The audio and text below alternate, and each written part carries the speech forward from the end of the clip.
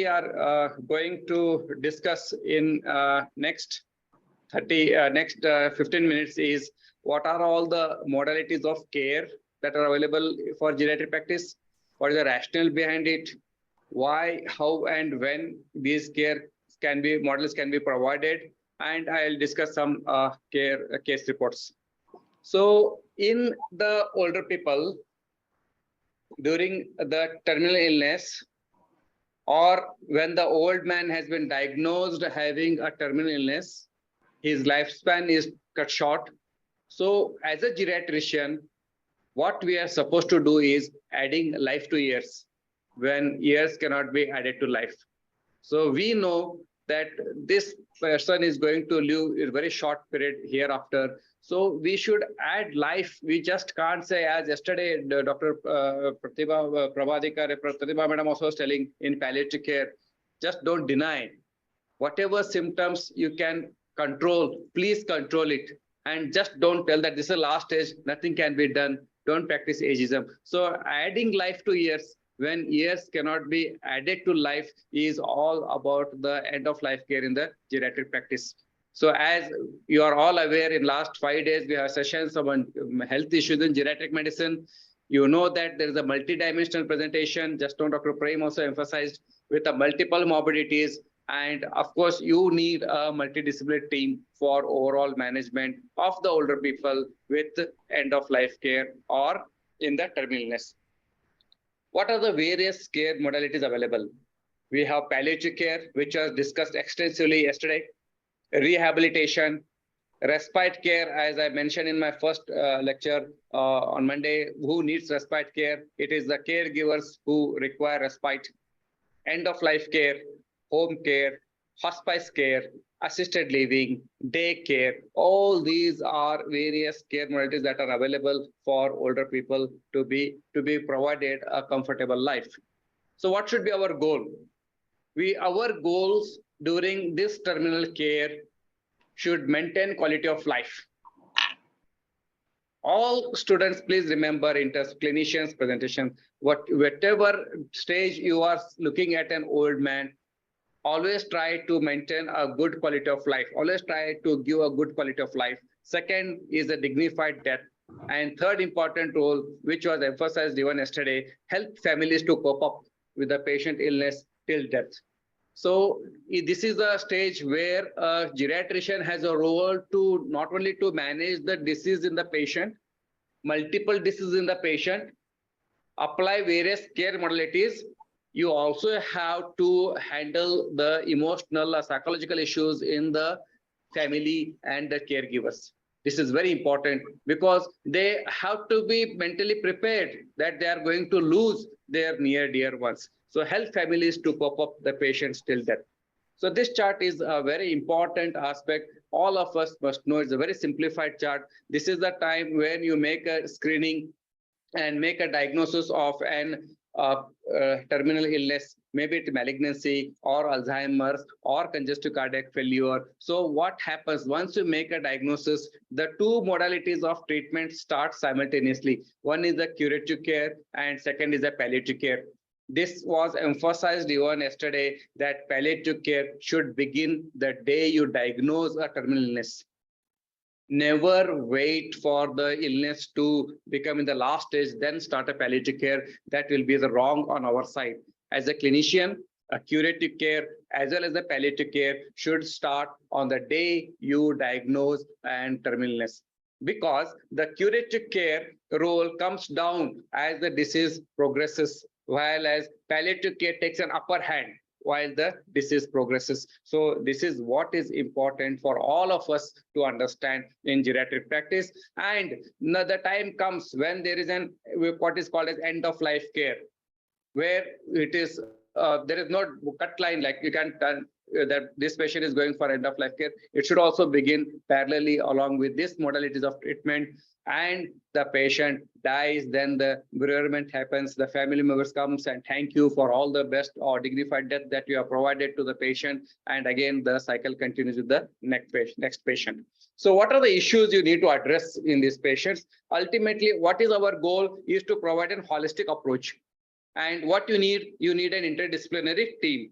You cannot alone provide all these services to an older person. You need a team. And yesterday it was highlighted, you need a nurse, you need a PRO, you need an NGO, you need an occupational therapist, physiotherapist, rehabilitation. Everybody needs, because this is a challenging course in the older person, and every person is different. As Dr. Prem was also emphasizing, it is you cannot make that homogeneous rule. It has to be heterogeneous. Okay. So issues to address, there are financial constraints. Most of the older people say we don't have money, or they have psychological constraints, or they have manpower constraints. They will be abused, especially the older people who are in end of life care, or they are bedridden. Spiritual issues has to be addressed. Psychological issues, not only in the patient, but also in the family members. We have to address so many comorbid conditions that the patient will be having, along with the malignancy or a new onset heart failure, and acute exacerbations of chronic diseases. This again you have to add to your problem. Patient is already having a patient with a carcinoma gallbladder. He develops acute or chronic pancreatitis. So you have to manage so many challenges in a given patient. So these are the issues we need to address. So who does this? Who does this? We all are default caregivers, and we have to provide this care as a part of the team, nurse, doctor, and the formal or informal caregivers. Now, what are the indications for these modalities? I just added some common indications. Can be stroke, patient with hip fracture, amputation limb, arthritis, chronic obstructive pulmonary diseases with repeated respiratory failure, post-CABG rehabilitation starts, patients with malignancies, Parkinsonism, Alzheimer's, heart failure, those who are having paraplegia and bedridden, motor neuron disease. All these patients require one or the other care modalities. So we had this lady who had an growth in the cheek of just 15 days duration, and she came to us with such a huge growth, and we saw that there is an opening. Whatever she used to take from the mouth, it used to come from this whole opening, and she had a lot of maggots, and there was a bad smell when she came. So these were the issues when this lady was brought. She was dehydrated, she was having severe anemia. So in the onset, within 15 days, the growth has such a big one. It is almost cauliflower growth, and you can't even touch. If it used to bleed, the moment we started removing the maggots, it used to bleed. So such was an heavily infested and vascular growth. So the issues here was the patient was unable to take food, severe dehydration, pain, severe pain, lot of smell. Nobody wanted to go next to her.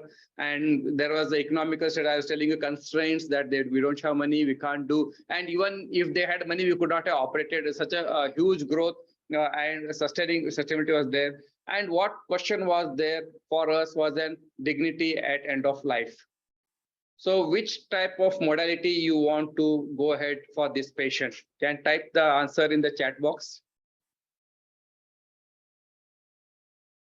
What modality of care you like to proceed with this lady?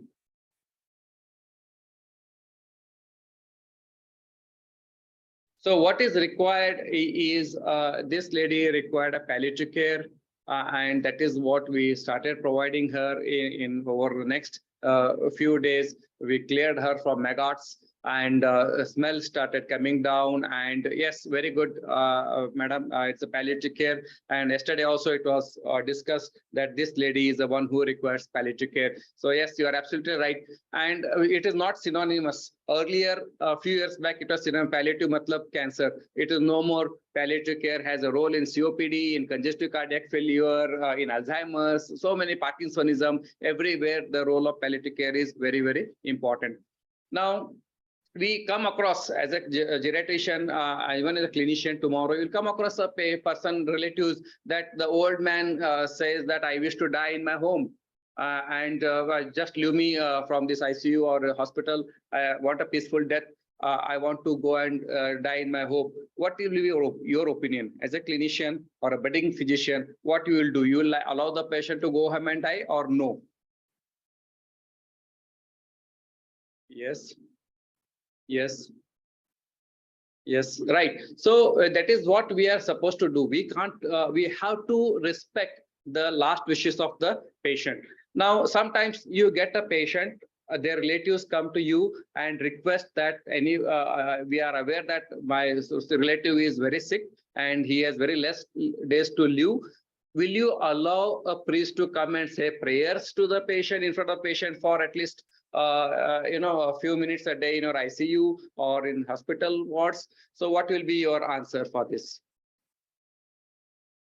So such situations you will come across plenty in your practice, and you should be firm in your mind. I am very happy that many participants are giving the positive response. Yes, we have to respect the last wishes of the patient as well, whether they're in hospital or in home. It is our moribund duty to provide them the spiritual progress, their last wishes to be fulfilled.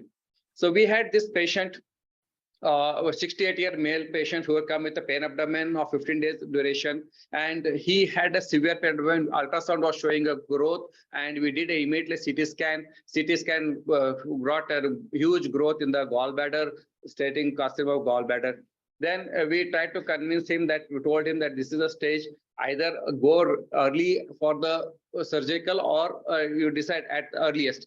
But the family members took almost 15 days to, they were still not decided what to do. Meantime, he developed paraplegia and he was again brought to our hospital. We did a CT spine and we found that there was already secondary deposits in the spine. So now the question of him going for surgery or chemotherapy and radiotherapy were closed for him. Now the family members said that we are not going anywhere. Let him have a peaceful death in our hospital. So now what we did, it was challenge. The patient was bedridden.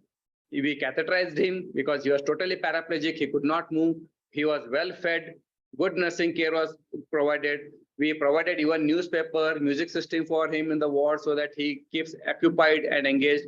We even allowed his whole family members to come and visit him in the non-clinical hours, especially in the evening hours. Grandchildren can come and play with him once in a week or twice a week. So such a situation was created, and he was almost in our hospital for 50 days. Then he, one day, when went for rounds, he said, Dr. Saab, I want to go home. He just said, and I said, okay, fine. We are discharging you right now. You can go home. And we didn't know that very next day morning, he left. Okay, so he died. And immediately I got a call from his son and he was crying and thanking us that, thank you, doctor, you gave him a good death. And he was very happy. And his last wish was to die in his own home. And that also we fulfilled. This is how a clinician or a geriatrician has to put your steps slowly, step by step, in managing the patients during their end of life care. Okay, now coming to rehabilitation.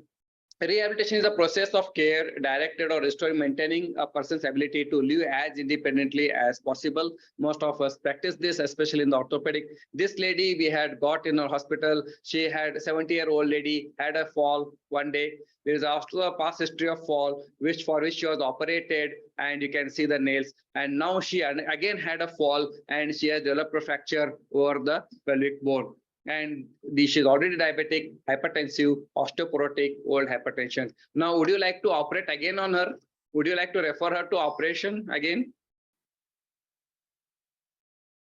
You can chat, put a chat box. Would you like to refer her for surgery again? No, no, right? No, yes. Okay, done. So why no? Why no? Because she has such a bad bone, osteoporotic bone already now. And if you try to, first of all, this is not a major indication for surgery. It needs an rest. And second, even if this is such a, you look at the bone, it's too osteoporotic, and most of the time it again leads to another fracture. So what was required for her was a rehabilitation, and that is what we provided. She was put on bed for next 6 weeks and provided care. So rehabilitation, especially in the stroke, we come across a lot of patients with stroke. So what we should do, we should prevent a secondary complication. We should prevent development of bed sores. We should keep involving exercise. Yesterday, we discussed about the physiotherapy that should be started the day we make a diagnosis of stroke, and patient may have difficulty in swallowing. This issue was raised again in the palliative care. So a simple test or simple solution for patients with dysphagia following stroke is a chin tuck maneuver. So tell the patient to hold a sip of water or a ganji in the mouth and flex his neck and then swallow. So this is called a chin tuck maneuver, and this prevents aspiration in the patient and helps smooth swallowing. So, and you can, even if the patient is totally bedridden, you head turn, rotation of head to the paretic side and make them swallow. That will not produce aspiration. These are the simple rehabilitative measures that we have to practice in the patient who is bedridden due to stroke or he has dysphagia. And the person who is mobile with a stroke on the right side hemiplegia, left, he is able to move, or right, whichever way, you can make a modification in your home, raise the toilet seat, put the grab bars in the bathroom, as many grab bar as possible, keep the bathroom floor as dry as possible, because it is with one hand, with a one good working hand, the old man can hold the grab bars and he will not fall.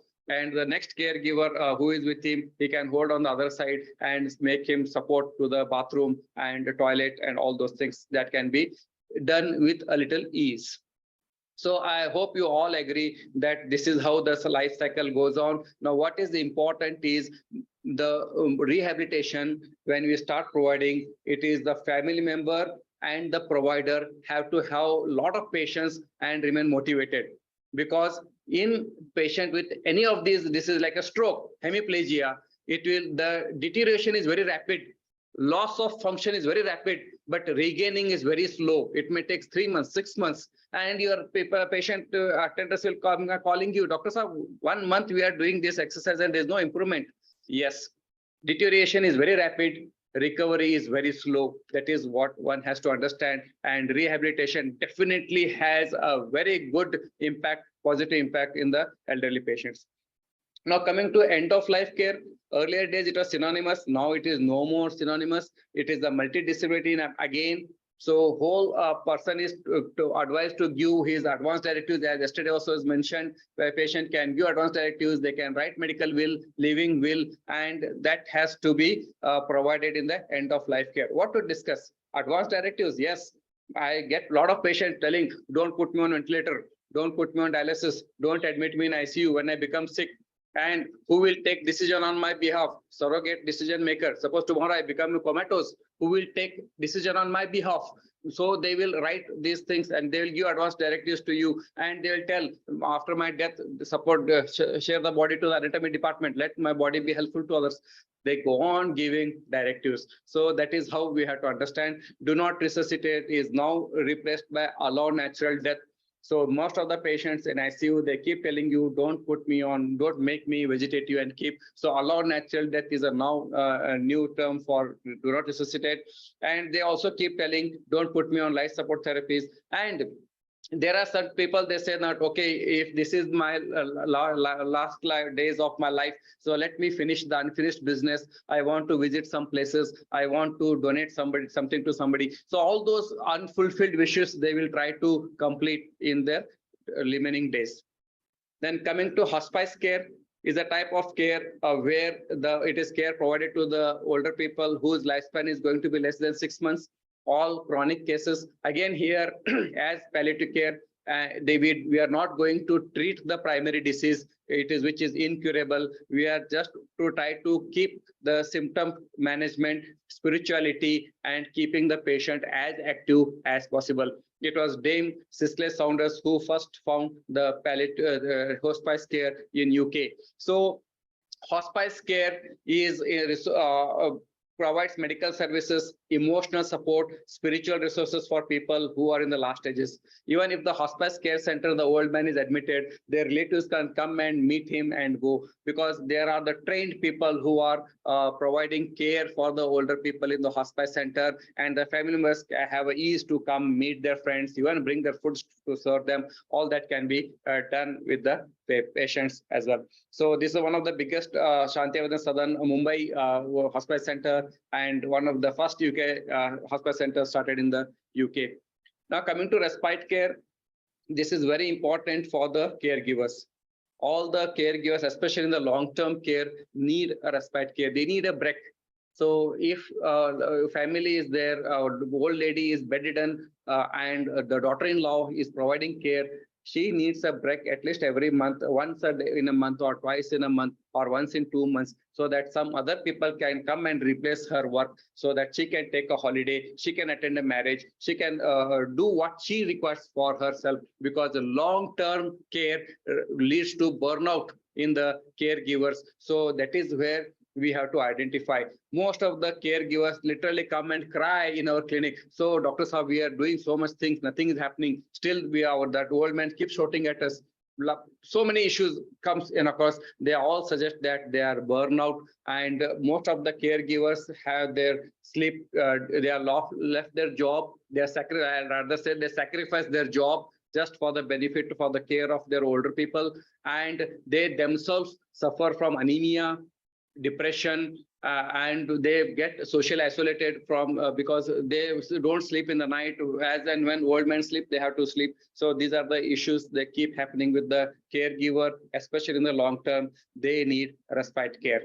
So coming to the last care, what we provide is a daycare. So as you all know, our daycare centers are coming up. So transportation is provided, snacks and meals. This helps the couple who are working couple. They can drop their parents while going to their job, and they can take them back after coming from the job to the home. And everything is managed, medication monitoring, personal care support, personal hygiene, and they are kept busy by making them sing a song or play a drama, or okay, discussion groups, field trips, birthday celebrations, all that done in the daycare center. I request all the interns that whenever you get a time in your city, if there is a daycare center, please do visit and have a first-hand experience how the care is provided.